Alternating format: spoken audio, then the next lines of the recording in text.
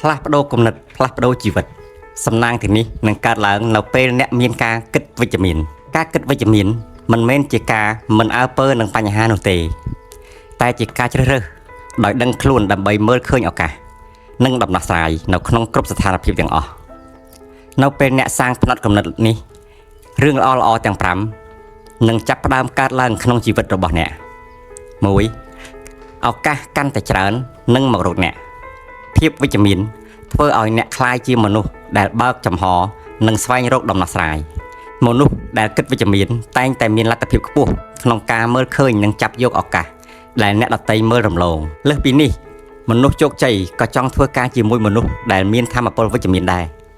2. សុខភាពផ្លូវចិត្តនិងរាងកាយល្អភាពតានតឹងនិងការគិត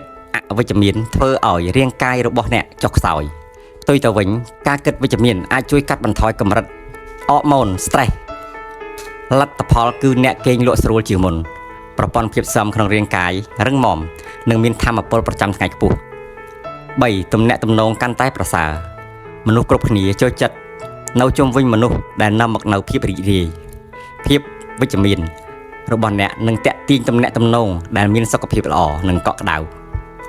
អ្នកនឹងក្លាយជាមេដៃសម្រាប់មិត្តភាពល្អអ្នកណែនាំនឹងដៃគូអាជីវកម្មដែលលើកឡើងពីទឹកចិត្តរបស់អ្នក 4. ភាពធន់និងការងើបឡើងវិញលឿននៅពេលជួបបញ្ហាអ្នកគិតវិជ្ជមានមិនសួរសំណួរថាហេតុអ្វីបានជាកើតឡើងលើខ្ញុំនោះទេ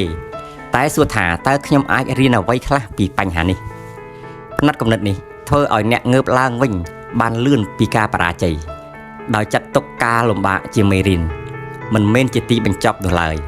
5. ការសម្រេចចិត្តកាន់តែឆ្លាតវៃអារម្មណ៍អវិជ្ជមានធ្វើឲ្យការគិតរបស់អ្នកមិនច្បាស់លាស់និងស្លន់ស្លោផ្ទុយទៅវិញនៅពេលអ្នកមានភាពស្ងប់ស្ងាត់និងមានទស្សនៈវិជ្ជមានអ្នកអាចវិភាគព័ត៌មានបានប្រសើរជាងមុននិងធ្វើការសម្រេចចិត្តដែលមានផលចំណេញរយៈពេលវែងសរុបមកការគិតវិជ្ជមានមិនមែនគ្រាន់តែមានអារម្មណ៍ល្អនោះទេតែជាយុទ្ធសាស្ត្រជីវិតដ៏សំខាន់ដែលកំណត់ពីរបៀបដែលអ្នករស់នៅនិងជោគវាសនារបស់អ្នកចាប់ផ្ដើមធ្វើការជ្រើសរើសដោយវិជ្ជមានរៀងរាល់ថ្ងៃដើម្បីឲ្យរឿងល្អៗទាំងនេះមករកអ្នក